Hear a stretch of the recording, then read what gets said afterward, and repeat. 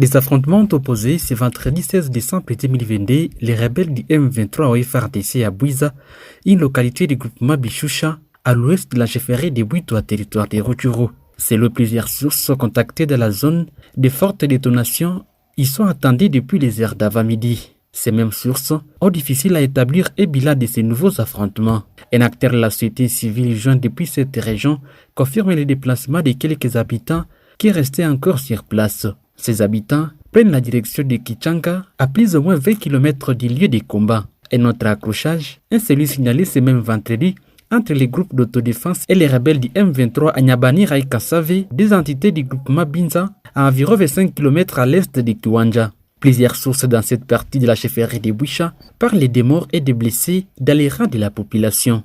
Cependant, après ces affrontements entre les FARDC et les M23, la rébellion du M23 annonce une nouvelle rencontre avec les forces régionales pour ce samedi 31 décembre 2022. Cette rencontre sera la deuxième avec cette force régionale après celle qui s'est tenue la semaine dernière. Au même moment, le gouvernement congolais dans son communiqué rendu public a rassuré qu'aucun des deux avions de chasse congolais n'a survolé l'espace aérien rwandais le mercredi 28 décembre. Le gouvernement de la République démocratique du Congo informe l'opinion tant nationale qu'internationale qu'après plusieurs jours de stationnement, deux de ces avions ont effectué des vols de routine le mercredi 28 décembre 2022, suivant une routine qui a été préalablement définie. Ainsi, ils ont survolé entre autres le lac Kivu dans l'espace aérien congolais. De ce fait, le gouvernement rwandais ne peut en aucun cas considérer ces mouvements aériens des forces armées de la République démocratique du Congo à l'intérieur de l'espace aérien national comme une quelconque provocation, a dit le ministre de la Communication et Médias dans un communiqué rendu public ce jeudi 28 décembre 2022. Par ailleurs, le gouvernement de la République démocratique du Congo précise qu'un de ces deux avions de chasse n'était pas armé et par conséquent, aucun bombardement n'a été effectué. La RDC réaffirme qu'elle reste engagée dans les processus de Luanda et respecte tous ses engagements appris dans ces cadres. Le gouvernement de la République démocratique du Congo attire l'attention de la communauté internationale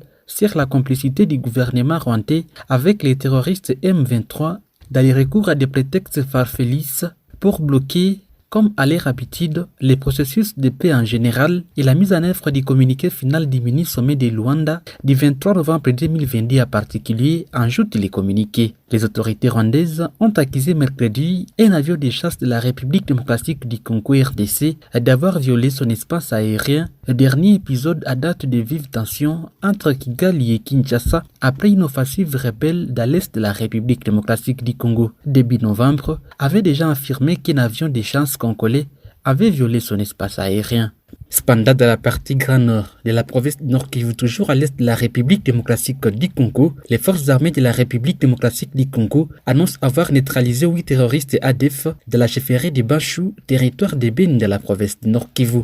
À en croire les porte-paroles des opérations Sokola 1 Grand Nord, pendant cette opération, 5 autres éléments terroristes ont été appréhendés par l'armée régulière près du village Karuruma, toujours dans le territoire de Beni. Le capitaine Anthony Malushai poursuit qu'en outre, les forces armées de la République démocratique du Congo ont réussi à récupérer une arme de guerre de type AK-47 et puis des 6 Motorola de main de ces hors-la-loi. Il laisse attendre aussi que certains ennemis se sont échappés et ont pris les larges vers le parc national de Virunga. Des intenses combats entre les forces armées de la République démocratique du Congo et des intenses combats entre les forces armées de la République démocratique du Congo et les terroristes de forces démocratiques et alliés ADF-MTM. C'était hier jeudi 29 décembre sur l'endroit appelé communément Kisasungando, situé à 4 km au sud de la localité Karuruma. Nous sommes dans la chefferie de Bachou, territoire de Beni.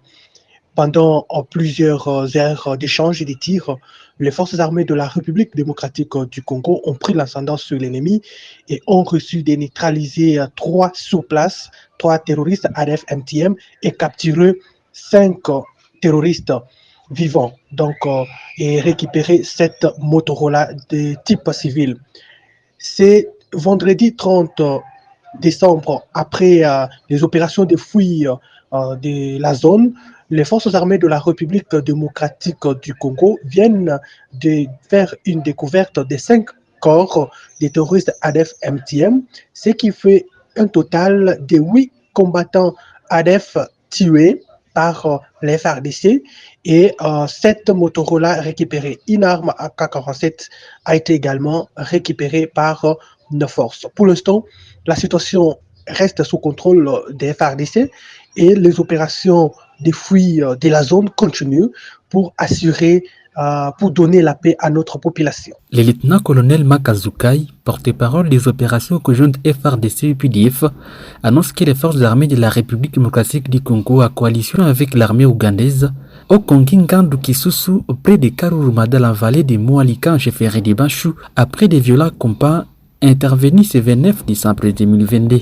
Et celui-ci parle depuis la provisoire d'une arme AK-47 récupérée avec deux chargeurs, 7 Motorola du type civil, un panneau solaire et 4 ADF neutralisés. Celui-ci précise que les 5 capturés de 3 enfants sont entre les bonnes mains et en sécurité avec les partenaires des FARDC. Tout en appelant la population à continuer de travailler étroitement avec les services de sécurité pour vaincre l'ennemi, l'armée rassure que les opérations de traque de l'ennemi se poursuivent dans plusieurs parties du territoire de Béni. Depuis que les opérations conjointes FARDC-UPDF avaient été lancées dans les régions de Béni au nord Kivu et Irumu en Ituri, une petite accalmie s'observe dans cette partie de la République démocratique du Congo, à dépit de certains camps isolés. Au même moment, au moins 4 combattants ADF ont été neutralisés jeudi 19 décembre dans la vallée de Moalika dans le territoire de Béni. Cependant, à Ituri, à l'est de la RDC, les forces armées de la République démocratique du Congo FARDC, appuyées par l'armée ougandaise, ont repoussé une attaque des miliciens FRPI la journée de ce vendredi 30 décembre 2022 à Makoni, dans le territoire d'Irumu en Ituri.